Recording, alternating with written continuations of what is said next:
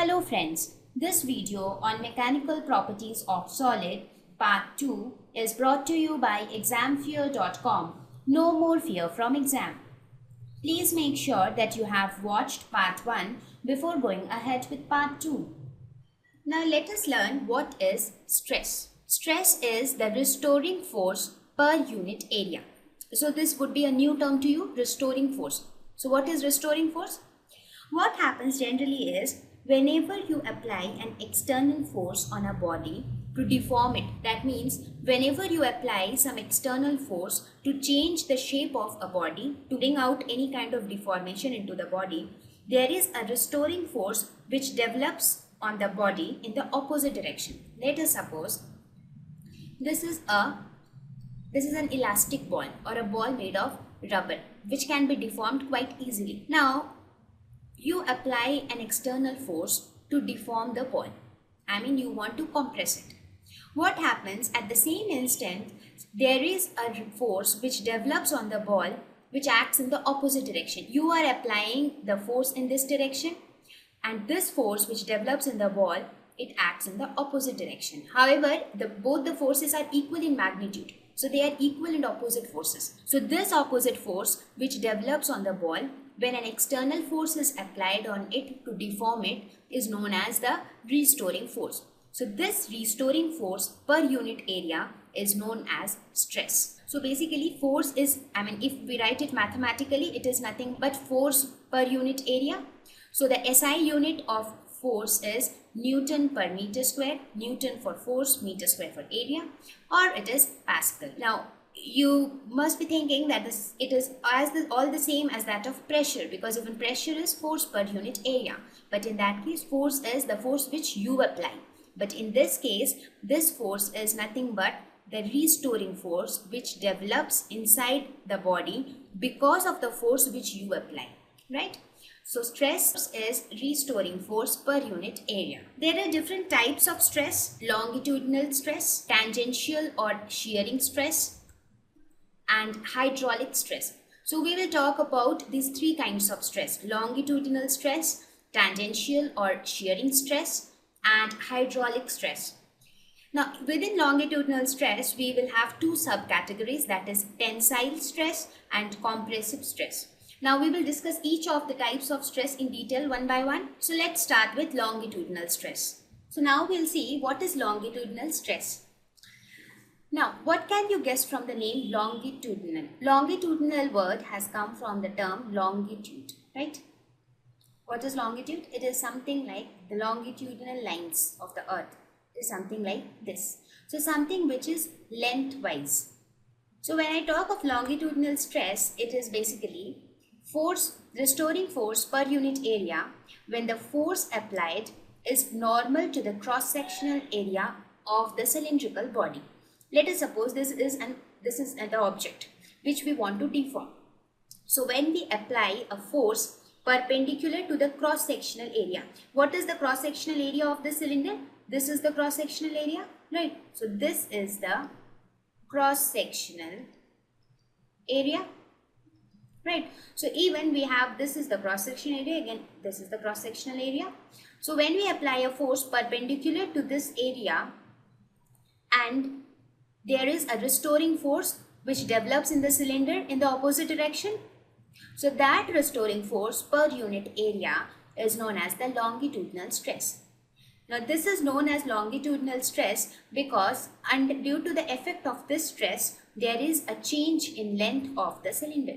You just try to think of it in this way. Let us suppose we have a cylinder which is made up of something like rubber which can be easily stretched. Now what I do, I take a small thread and tie some heavy mass, let us say some heavy box containing a lot of things, and hang it to the cylinder. Now once it is left, what happens is it goes down and the cylinder gets stretched. So what happened? If you observe very carefully, initially this was the length of the cylinder, right? This is the initial length of the cylinder. Now after it gets stretched, the length got increased by delta L. So this is the increase in the length due to the stress. So since there is a change in the length of the cylinder, therefore this kind of stress is known as longitudinal stress. So what is longitudinal stress? Once again, it is restoring force per unit area when the force is applied perpendicular to the cross-sectional area of the body. Now, as I told you, under longitudinal stress, we have two kinds of stress. One is tensile stress and the other one is compressive stress. So what is tensile stress? When the force is applied to stretch the cylinder, as I told you, there are two things which we can do. Let us suppose we have a cylinder. If we push it from both the sides to stretch it, the length will increase. Similarly, if we push it from both the ends to contract it, so it will get compressed, right? So these are the two kinds of stress which falls under longitudinal stress. When we apply a force to stretch the cylinder, somewhat like this. You imagine it in this way, that on both sides you are pushing hard from both the sides. So what happens? The length of the cylinder increases.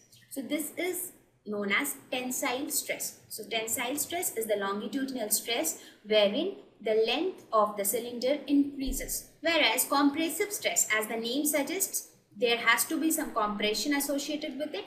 So in this case, the force is applied to compress the cylinder. You are applying the force in this direction. Therefore, there will be a restoring force which will be acting in the opposite direction.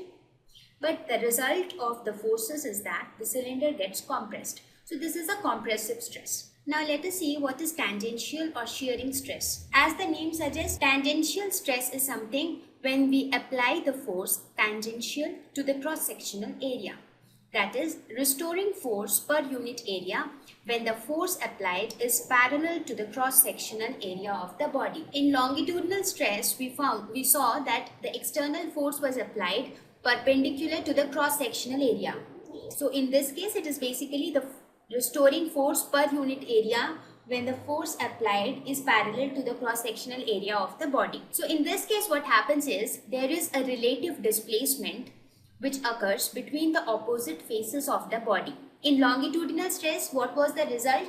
The result was that there was an increase in length of the body. But in case of tangential stress, what happens is, since we apply the force parallel to the cross-sectional area, there is a relative displacement which occurs between the opposite faces of the body. Let us take this example. Let us suppose you have the cylinder. In this case, you apply a force in this direction. Right, so you are applying a force parallel to the cross-sectional area. So this is the cross-sectional area. You are applying a force in this direction, which is parallel to the cross-sectional area. So what happens, there is basically the movement which we are showing here is not external movement. It is basically a movement which takes place between the opposite faces. That is, the opposite faces have a relative motion with each other. So these kind of stress is known as tangential stress, or it is also known as shearing stress. This is called tangential because the force is applied tangential to the cross-sectional area. So in this case, what happens is when you apply this force, there is a restoring force which acts in the opposite direction. The third type of stress is the hydraulic stress. The term hydraulic itself shows that it must be something related to water. It is derived from the term hydro. Right, so hydraulic stress is the restoring force per unit area when force is applied by a fluid on the body. When the force is applied by a fluid, then that kind of stress is known as the hydraulic stress. Let us take this example. Let us suppose you have a ball which is made up of something like rubber that can be compressed. Now, if that ball is dipped inside a river or sea, what happens? Due to the pressure of the water, there is a force which acts on this ball from all directions. So from all directions uniformly, a force acts on this ball, because of which this ball tends to contract. If you see very carefully, initial size was bigger, but later the shape remains the same, but there is a very slight contraction. The contraction is so small that you can consider it, it cannot be seen with your eye, but then there is a very minute contraction which happens due to the force exerted by the water. So this stress, that is because of this force, there is a restoring force which develops in the ball, which is equal in magnitude to the force applied but in opposite direction. So this restoring force per unit area which arises because of the force applied by the fluid is known as hydraulic stress. Thank you. Please visit examfear.com to watch free educational videos, try free online tests, get the best quality study materials, study from the best tutors and mentors, and much more. Thank you once again.